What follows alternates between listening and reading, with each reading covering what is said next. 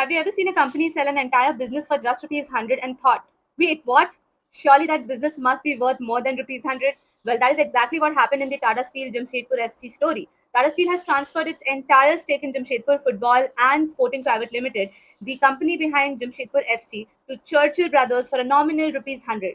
The deal includes the club's ISL license along with contracts of 12 players and 2 coaches. And yes, 100 rupees sounds absolutely crazy. But here's the interesting part. In business, the selling price of an asset and its economic value are not always the same thing. So let me ask you a very simple question. If you own a business that is costing you money every year, would you keep it just because you once invested a lot of money into it?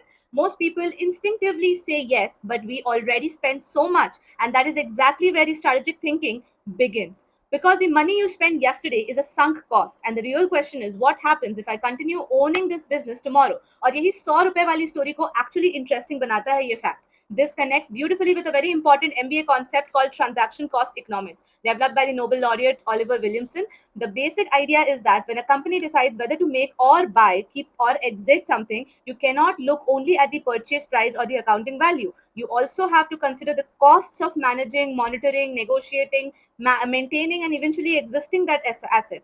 And think about it this way. Imagine you own a restaurant that you have opened 5 years ago and you spend rupees 50 lakhs setting it up. Today, the business is weak and you're losing money every month. You're spending management time on it and you need another 20 lakh rupees to keep it running. Someone offers you 1 lakh to take it over.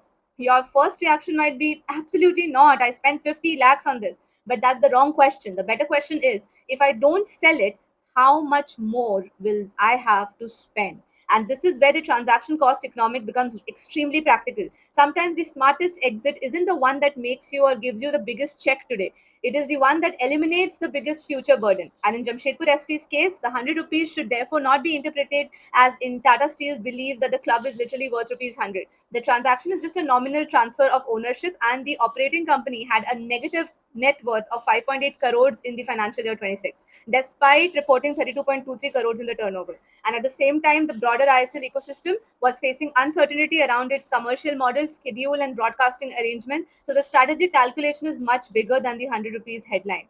Now, think from the Tata Steel's perspective. If retaining the business means continuing operating the expenditure, managing attention, future investment, and exposure to uncertainty, then exiting can have economic value even when the immediate sale consideration is tiny. Matlab, sometimes you're not selling an asset to make money, you're selling it to stop losing any more money. And now look at Churchill Brothers. For them, the exact same transaction looks completely different. They get access to an established ISL platform subject to the necessary approvals along with associated sporting operations and contracts. So one's company's strategic burden can become another company's strategic opportunity. And this is a brilliant concept to remember for an MBA interview or a business conversation. Value is always relative to the owner. An asset can have negative strategic value for one company and positive strategic value for another. Suppose an interviewer asks you, then why would Tata Steel sell a business for a nominal amount? Don't simply say that because the business was making losses. That's too basic. Instead, structure your answer. Say, I would evaluate the asset based on its future cash flow implications, holding costs, strategic fit, opportunity cost, and exit friction.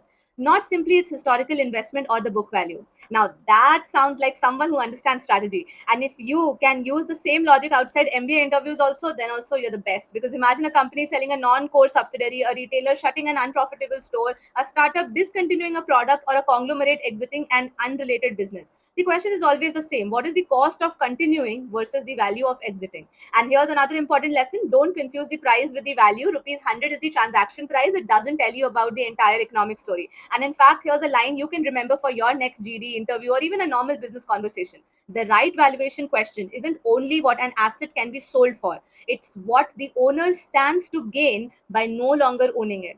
And that's a very different way to look at it, especially in these business decisions. So the next time you see a headline saying that the company sells business for rupees 1 or rupees 100, don't immediately call it a loss. Pause and ask 3 questions. What is the future cash drain?